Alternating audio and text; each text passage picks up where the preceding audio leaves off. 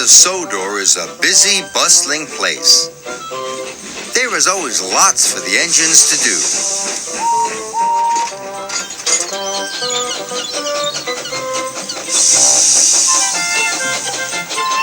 One morning, Thomas was shunting freight cars in the yard when Sir Topham Hatt came to see him. The fishermen are celebrating their biggest catch of fish ever. Thomas, you must help Arthur take the fish to the docks. Thomas was fed up. He didn't like the smell of fish. And when he got to the fishing village, there were lots of freight cars, all stacked full of fish. Thomas had never seen so many fish. Phew, he puffed. What a horrible smell.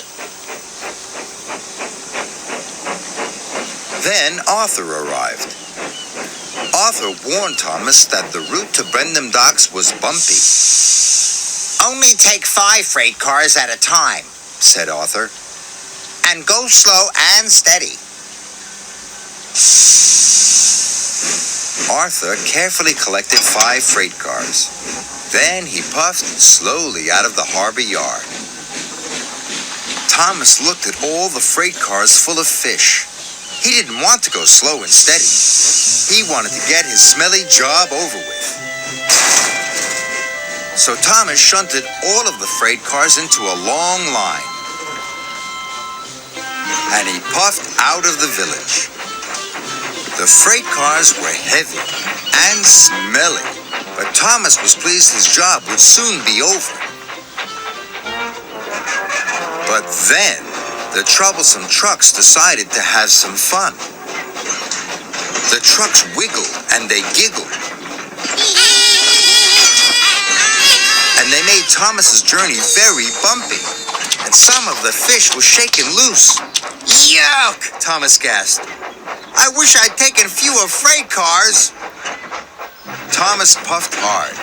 He pushed the long line of freight cars up the hill. He started to puff down the other side. Thomas tried to go slowly, but the troublesome trucks wanted to go faster. On, they cheered. Thomas went faster and faster. Cinders and ashes, Thomas cried. Salty was at the bottom of the hill. He was waiting for a signal. He didn't know Thomas was coming down the hill. Thomas was out of control. Thomas braked as hard as he could. But the freight cars of fish were too heavy.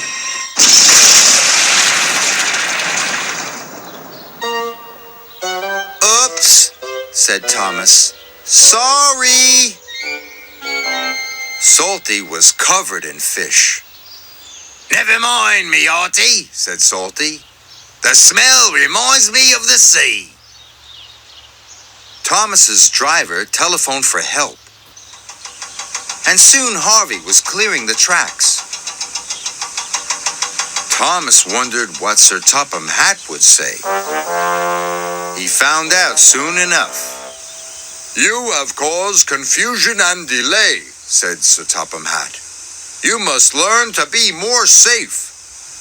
Yes, sir. Sorry, sir, Thomas puffed sadly.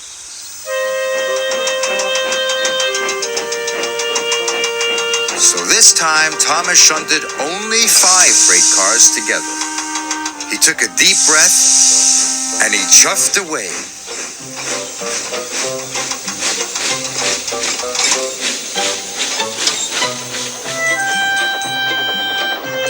Thomas puffed through the countryside. I will get to the docks on time, he cried.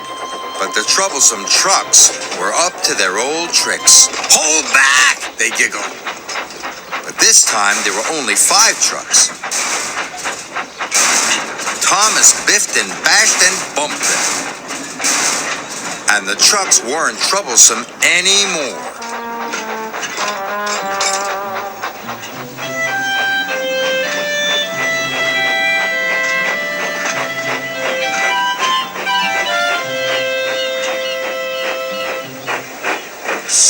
As As soon as he delivered the first freight cars, Thomas went back to collect the next 5. His coupling smelled of kippers, and his cabin smelled of cod. But he was working so hard, he forgot all about the smell.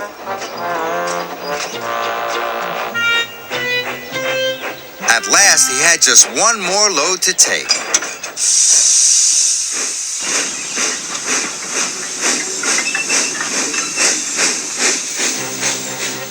But it was nearly time for the ship to leave. Thomas raced as fast as he could.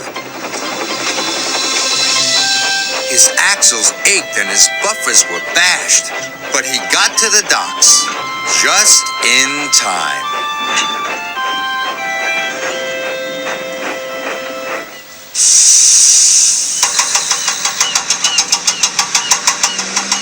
Thomas was very happy to say goodbye to the fish. Then Sir Topham Hatt came to see Thomas. "I know you don't like the smell of fish, but you have worked very hard," Sir Topham Hatt said. "You really are a useful engine." Thomas was proud. But he still had the smell of fish in his funnel, and he couldn't wait to be clean. So he puffed off to the washdown.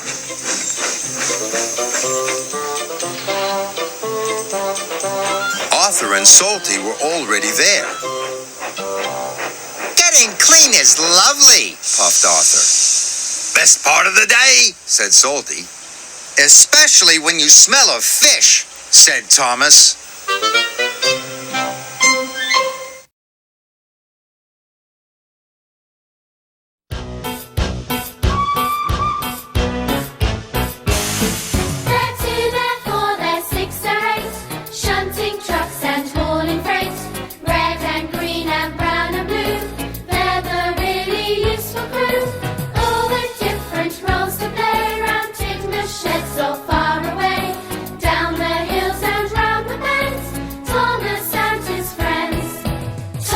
He's the cheeky one. James. His vain but lots of fun.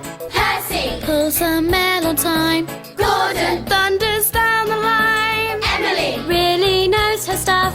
Henry. Toots and huffs and puffs. Edward. Wants to help and share. Toby.